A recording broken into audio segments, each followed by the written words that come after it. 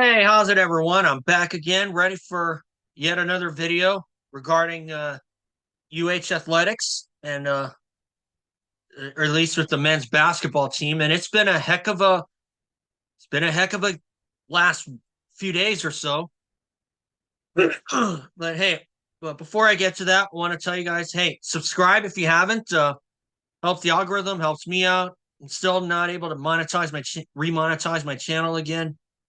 But hey, I'm gonna try and reapply. Hope to. I want to do this full time. I hope that you guys will still like my videos, and hopefully somehow I'll still be making money off of these. So, but still, if you like what I post, just subscribe if you haven't. Maybe I'll find more reasons to do videos, whether it's UH athletics or Supercross or anything else. But anyway, there's been some good news out of the UH men's basketball team. So let's start. University, this senior already holds both an undergraduate and master's degree in business. The senior from Morrisville, North Carolina, number 55, Juan Munoz.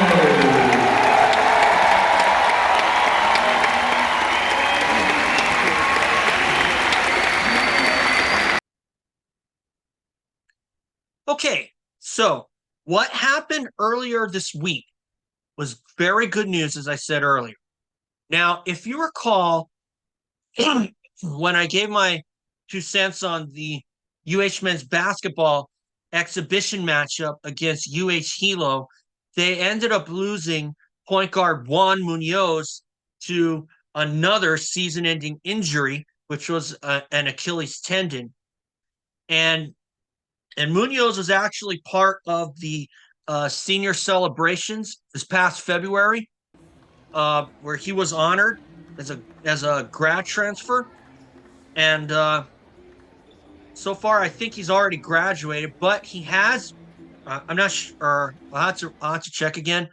But hey, good news is,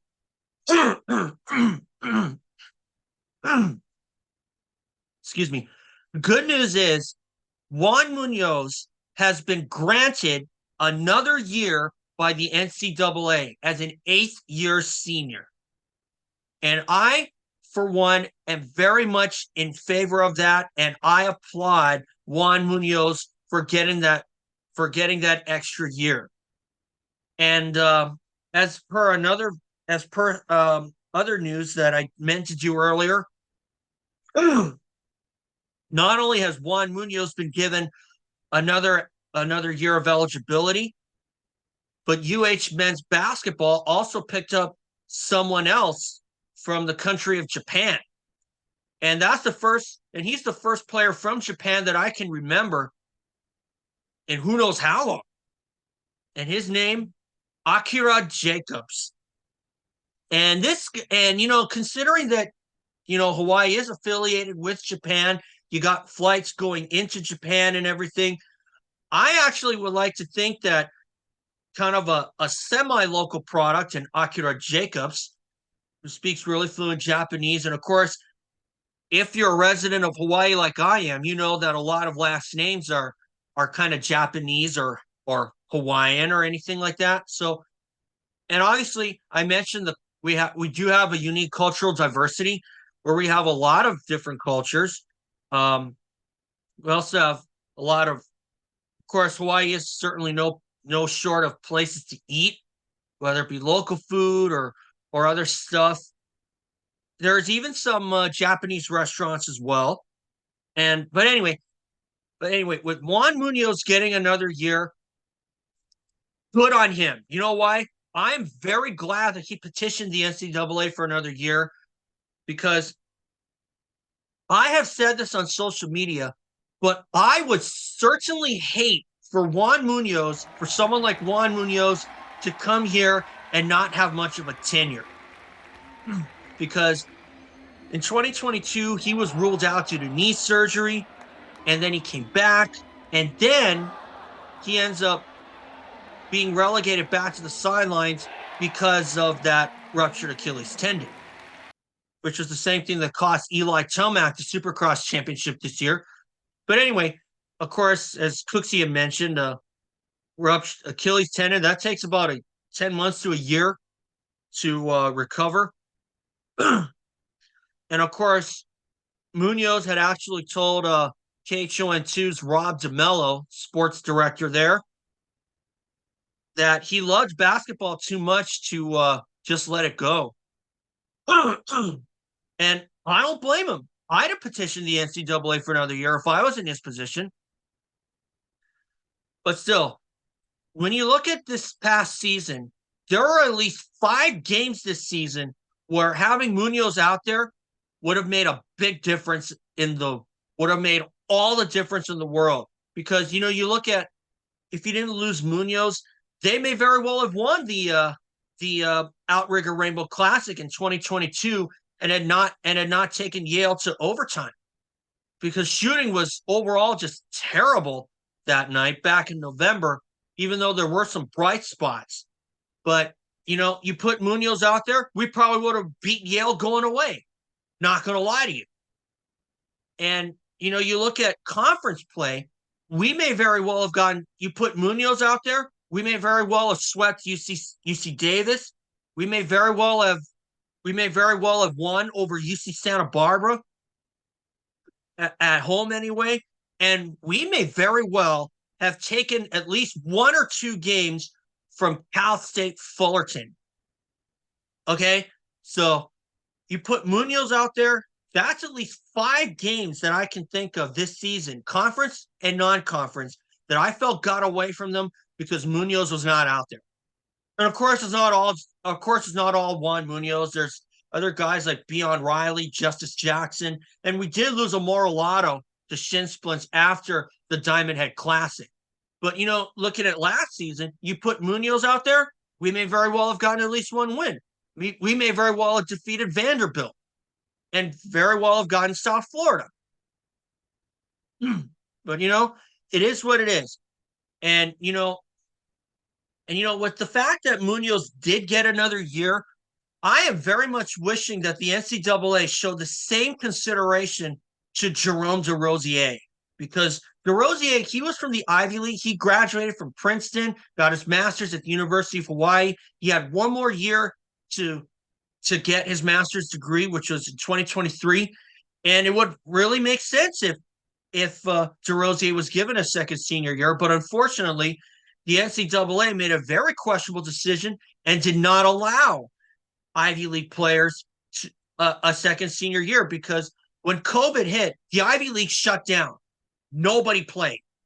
And obviously, we weren't immune to that either, because the UH girls volleyball team, they didn't even get a season in 2020 because of COVID.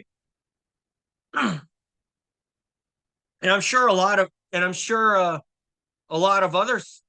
other leagues had their own cancellations and of canceled games, canceled seasons, all this and that. But still, like I said before, the NCAA, they know how to make decisions that can make you scratch your head. Not gonna lie. But hey, you like it or not, they make their own decisions. And we may not agree with them, and we may not like them, but still, deep down, I think everybody just finds a way to live with it. That's the thing. So, obviously, having Munoz back for next season is going to go long. It's going to go a long way for sure. And when you add in new guys like that Jacobs guy, Akira Jacobs, that I mentioned earlier in this video, obviously we're going to go long. We're going to go a long ways. And when you factor in other signees like Matthew Cotton, Justin McCoy, and even some of the returning players like Cody Williams, Jovan McClanahan, Morsek, I'm pretty sure Bernardo da Silva is going to be returning, but we're going to be looking really, really good. Do I think we'll have a championship? Sure hope so. Because we cannot afford to lose guys and have these little Jekyll and Hyde games like we did during conference play. But frankly, I'm not going to lie. I actually thought some of UH's road wins were complete 40-minute efforts, if not complete 40-minute, then steady 40-minute efforts. Because I look at their win at UC Riverside, they needed a little luck on their side towards the end. They got it. But what really stood out at me in that game against UC Riverside was the fact that when they lost the lead briefly in the second half, they took it back right away. They were able to recover it, and it was enough to put them out of sorts for pretty much the entire second half. And they had one chance to win it. They couldn't do it. And frankly, I thought their Long Beach State road win was a complete, if not steady, 40-minute effort because UH led from pretty much wire to wire. I mean, yeah, Long Beach State tied it up, but McClanahan came to the rescue with a layup with exactly 1 minute remaining. Okay? So they needed that win for sure. And had Jadon Jones's bucket not half court heave not had Jadon Jones's half court heave had gone in, I don't know if UH would have had the stamina for overtime, but frankly, I think they would have. Not gonna lie. I think they would have lasted in overtime. They would have found a way. And frankly, I thought that their Cal State Bakersfield road win was another complete 40 minutes. Why? Because at the buzzer at the first half, McClanahan sank a half-court heave, and they were able to pull away and maintain a double-digit gap for pretty much the rest of the game. So, obviously, I thought those were complete 40-minute efforts. And to a point, I even thought their home win against Cal Poly was also a complete, if not steady, 40-minute effort. So, because UH, they jumped out to a 16-0 lead. Of course, Cal Poly came back, made it close. They got within 4, but UH found a way to win. And thanks to other guys like Kamaka Hepa, Samuta Avea, Bernardo da Silva, Noel Coleman, we were able to win. And that's another guy I conveniently left out, Noel Coleman. As you saw in one of my prior videos, he announced that he's returning for his final year, and I would have returned. And I'm not going to lie, but I believe that Noel Coleman choosing to return, I believe is great. And I also fully think so that Noel Coleman definitely had something to prove after how this past season went for him. He didn't miss any games, but like I said, there were quite a bit of games that did slip away from them, whether it was bad shooting, not having this guy or that guy out there, or having a depleted bench, or not having another player like Jerome DeRosier having a second senior year. You could factor all those in, and that could account to why UH finished 5th place overall in the Big West standings this year, when they were picked to finish 2nd. And who knows? I think they could finish 2nd this season, if not win the tournament. If they don't get a top 3, I'm going to be disappointed. That's for sure. So, obviously, we're going to have to wait until the fall. I certainly hope that we can fill in those holes that from the guys that did leave us, and Justice Jackson, Beon Riley, and Amora Lotto, and Zor Ned. But I'm also holding out hope that another local kid, JJ Mandaquit, chooses to come here, because with Zor Ned entering the transfer portal, UH-Hilo could work out for him because that's where he's headed.